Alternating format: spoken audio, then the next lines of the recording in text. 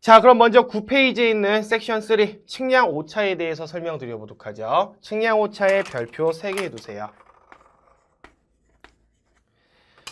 자, 측량의 성과에는 사람이나 기계가 완벽할 수 없기 때문에 오차는 무조건 포함될 수밖에 없어요. 이때 측량에서 나타내는 오차의 종류는 크게 3가지가 있거든요. 첫 번째는 정오차라는 게 있고요. 자, 두 번째는 부정오차 혹은 보통 우연오차라는 표현을 많이 써요. 우연오차라는 게 있고요. 세 번째는 착오라는 게 있어요. 이때 착오는 기계의 실수나 사람의 실수 뭐 이런 거기 때문에 이론적으로는 따져내지 않아요. 그래서 크게 오차는 정오차와 부정오차가 있다라고 기억하시면 돼요. 자, 이때 정오차와 부정오차가 구분되는 가장 중요한 이유는 뭐냐면요. 정오차는 이 오차가 왜 발생했는지 그 원인을 알고 있는 오차를 우리가 정오차라고 표현을 하고요. 부정오차 혹은 우연오차는 우연히 생긴 말 그대로 도대체 이 오차가 왜 생겼는지 모르는 원인을 모르는 오차를 우연오차라 그래요. 지금 이와 같은 오차가 발생하면 우리는 오차를 어떻게 해야 돼? 없애줘야겠죠. 자, 이때 정오차는 원인을 알아. 왜 생겼는지 그 이유를 알기 때문에 얘는 소거가 가능한 오차로 분류를 하고요. 우연오차는 원인을 몰라. 자, 원인을 모르는 병을 우리가 불치병이라고 하죠. 그럼 그거 치료할 수 있어? 없어? 못 치료해. 자, 이와 같이 원인을 모르는 오차는 우리가 소거할 수가 없어요.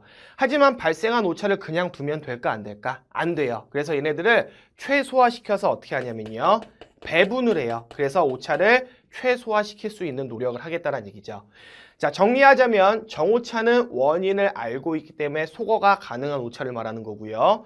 우연오차는 원인을 모르기 때문에 배분할 수밖에 없는 오차를 말해요. 자, 그러면 이제 이 오차들을 계산하는 공식을 배워보도록 하죠. 자, 먼저 괄호 1번 정오차의 동그라미 3번 밑줄 그도록 하죠. 자, 정오차는 어떻게 계산이 가능하냐면요. 측정 횟수에 비례해서 보정한다라는 정오차의 총화를 결정하는 공식이 있을 거예요. 자, 이 공식은 한 번 관측당 발견되는 오차에다가 관측 횟수를 곱하면 돼요. 자, 그럼 얘가 무슨 의미인지 그림을 통해서 간단하게 좀 설명을 드려보도록 하죠. 자, 예를 들어서 여기 10cm의 길이를 가지는 자가 있었다라고 쳐보죠. 자, 나는 이 자를 가지고 한 번, 두 번, 세 번의 길이 관측을 했어요. 자, 그럼 내가 지금 관측한 길이는 몇 cm가 나와야 될까? 30cm가 나와야 정답이겠죠? 자, 근데 알고 봤더니 이 자가 10cm가 아니라 9cm였던 거야. 그지? 자, 그럼 9cm인 자로 3번을 관측했으니까 실제 이 길이는 몇 cm가 관측돼야 돼요? 27cm가 관측돼야 된다는 얘기죠. 자, 그러면은 제가 지금 예를 들은 거를 요 공식에다 그대로 대입해 보도록 하죠. 10cm인 줄 알았는데 알고 봤더니 9cm였어. 그럼 여기서 발생한 한 번 관측당 발견된 오차는 얼마예요? 1cm잖아. 그지? 자, 그러면 한 번 관측당 발견된 오차가 1cm인데 내가 몇 번 관측했을까? 3번 관측했잖아. 그럼 전체 발생한 오차는 몇 cm겠어? 3cm 차이 아니겠어요? 그죠?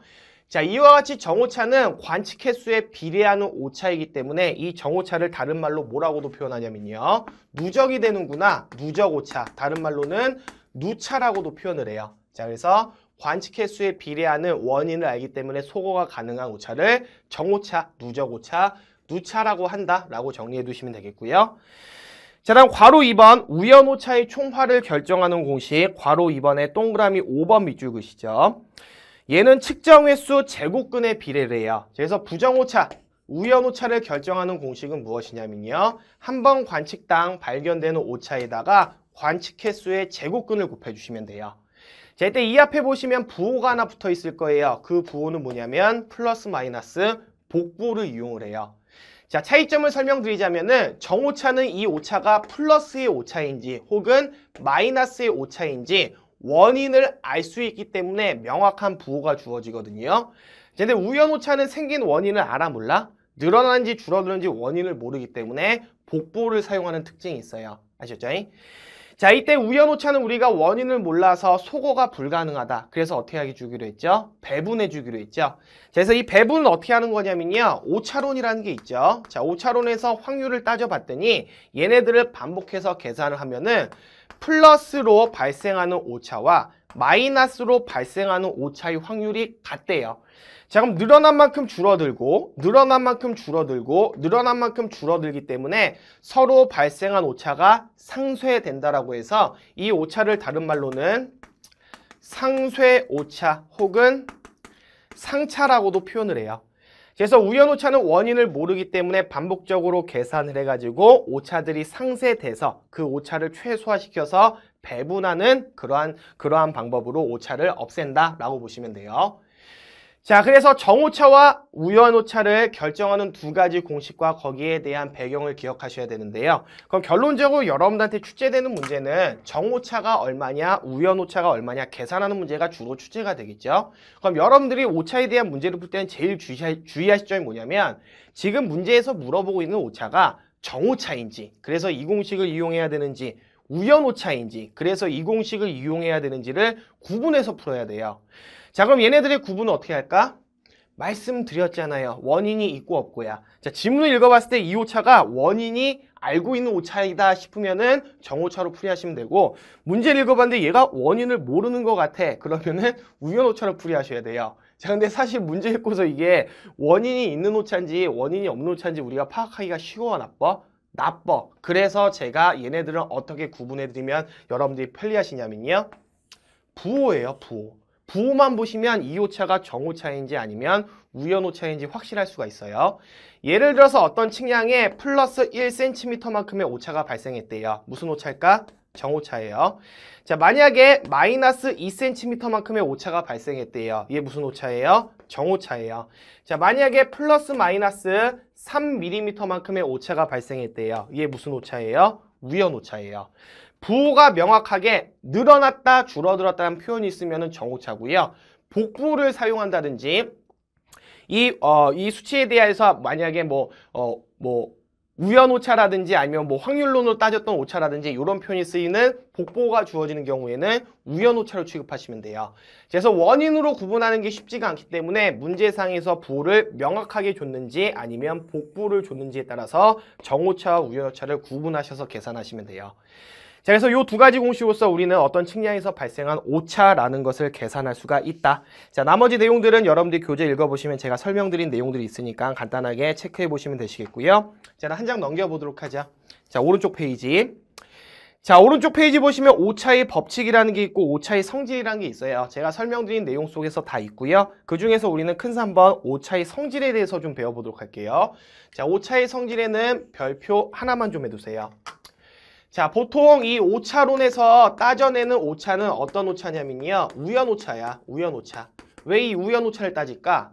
정오차는 원인을 알고 있기 때문에 소거하면 되거든. 자, 그럼 원인을 모르는 우연오차를 어떻게 처리할 것이냐? 이 오차론에서 따지는 오차들은 대부분 우연오차라고 보시면 돼요. 자, 이때 우연오차는 어떤 원리를 이용하냐면요. 최소자승법의 원리를 이용해요. 자, 최소자승법의 원리는 뭐냐면 발생한 오차들을 쭉 다 계산해가지고 편미분에 의해서 정리를 하게 되면은 어떤 게 되냐면요. 예를 들어서 M1만큼의 오차, M2만큼의 오차, M3만큼의 오차가 발생이 됐어요. 그럼 얘네들을 최소자승법의 원리로서 최소화시켜서 배분하는 그 이론은 최소자승법의 원리. 즉, 발생시킨 오차를 제곱해서 합산을 해줘요. 과정은 모르셔도 되고요. 자, 발생한 오차를 제곱해서 합산하신 다음에 루트를 씌워주시면 상쇄가 되면서 최소화시켜서 배분시킬 수 있는 오차로 만들 수가 있다는 얘기예요.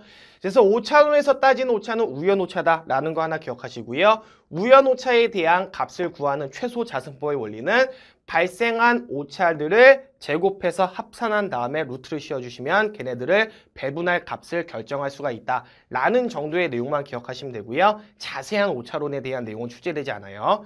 자, 이때 여기에서 여러분들이 한 가지 추가적으로 기억하셔야 될 내용은 뭐냐면요. 10페이지 제일 하단에 있는 소괄호 3번 면적 관측 시